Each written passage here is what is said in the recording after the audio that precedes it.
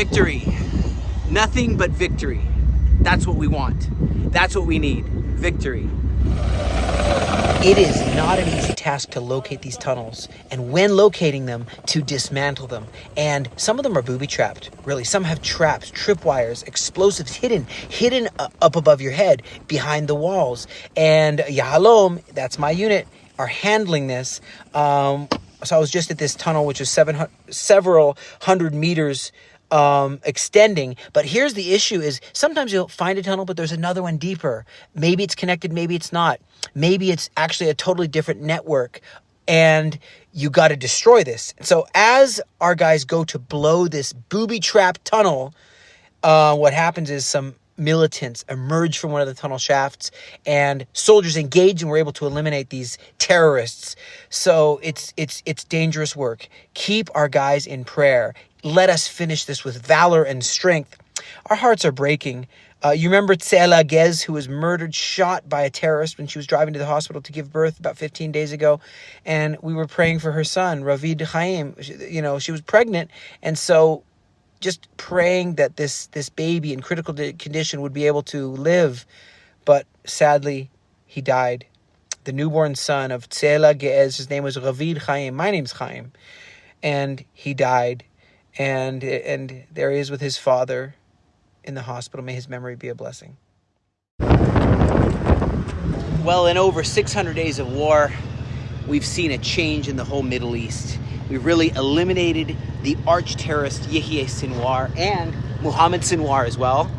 We've really cut off Hamas's weapons supply. They had all the supply of weapons. It's a dramatic turning point for the Middle East. Dramatic. And you have a member of Iranian's parliament and foreign affairs minister. He says that they have 300 kilograms of enriched uranium.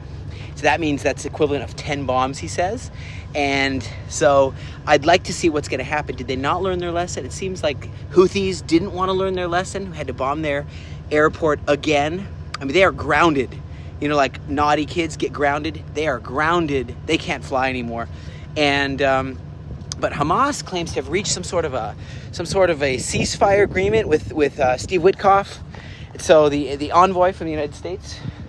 I don't know what that is all about, but they say on Wednesday they've reached an agreement and a general framework, which means that the IDF, us, have to completely leave the Gaza Strip, and entrance of humanitarian aid would happen, and they would release 10 hostages and several bodies of hostages in exchange for a bunch of prisoners.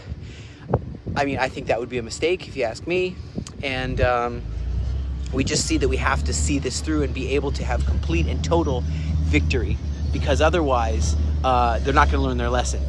So, if you think about this murderer who was so deceived, the one who killed Yaron and Sarah Milgram, Yaron Lishinsky, and you think of, he didn't check if this guy's if he's a regular American citizen, if he's a Jew, if he's not a Jew, if he's an Arab. You remember how many Muslims were killed by Hamas, butchered by Hamas terrorists? Remember that? They don't care. The intercontinental ballistic missiles that they shoot on us don't check first if someone's an Arab or a Jew. They just are doing terror. Terror is what terror does, and it's terrible. And that's why we have to win. That's why we have to see this through.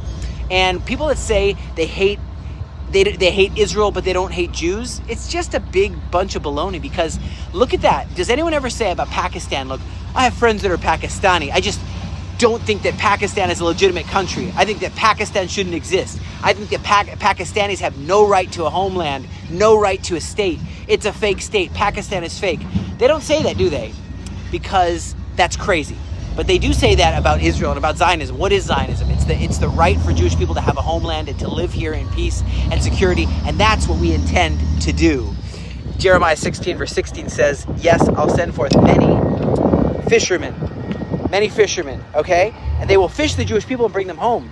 And I will send forth many hunters, okay? And they're going to hunt the Jewish people from every, look at all this, Pudra, okay? And they're going to hunt them every mountain and every hill, out of all the clefts of the rock, and bring them to the promised land.